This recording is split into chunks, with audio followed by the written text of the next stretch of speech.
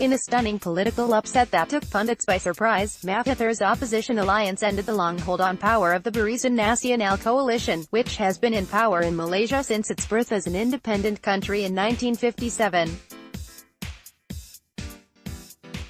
The thumping victory capped a dramatic political comeback for Mahathir, who previously ruled the country with an iron fist for 22 years and came out of retirement to take on Prime Minister Najib Razak after the leader became embroiled in a massive corruption scandal. When he takes power, Mahathir will be the oldest prime minister in the world.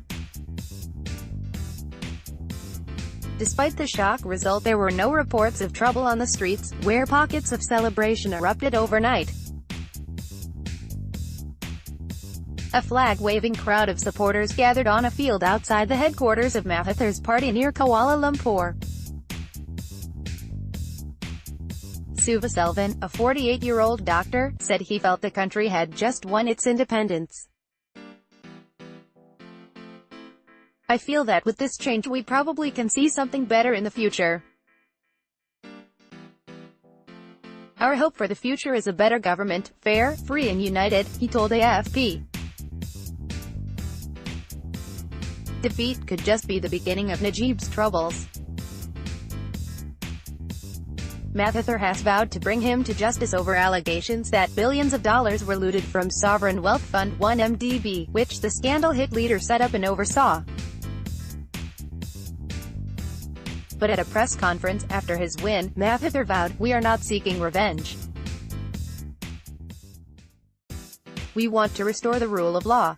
He said he would be sworn in Thursday. Mahathir's return to the political front line saw him throw in his lot with an opposition alliance filled with parties that he crushed while in power, and which includes jailed opposition icon Anwar Ibrahim, his former nemesis. Anwar is due to be released from prison in June. Mahathir has vowed to get him a royal pardon, and later hand over the premiership to him, as well as seizing control of the national government. Several state legislatures across the country fell into opposition hands for the first time, including the highly symbolic bastion of Johor, the birthplace of Najib's party that was the linchpin of the ruling coalition. Dramatic defeat. Official results from the Election Commission showed that Mahathir's opposition grouping Pakatan Harapan, along with a small ally, had secured 121 parliamentary seats. 112 are needed to form a government. PN got 79 seats, a dramatic drop from the 133 they held previously. Najib was nowhere to be seen as the evening wore on, and was believed to have holed up inside his house for talks with senior members of BN. The opposition win was particularly striking as critics said that Najib tried everything he could to cling to power.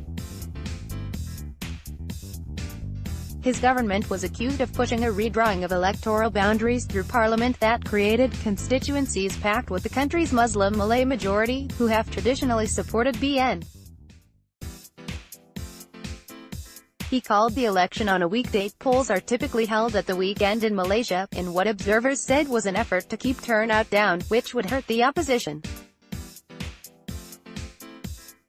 In the event, voters flocked to the polls in huge numbers. Ultimately, the explosive allegations of corruption, coupled with anger at rising living costs, proved too much for Malaysia's 15 million voters, already sick of racially divisive politics in the multi-ethnic country and graft scandals under years of BN rule. In Mahathir, the opposition found the perfect person to take on Najib. He is a staunch Malay nationalist who could appeal to the country's biggest ethnic groups, and whose years in power were remembered as a prosperous period in the country's history. The initial euphoria at the opposition victory will likely give way to some apprehension.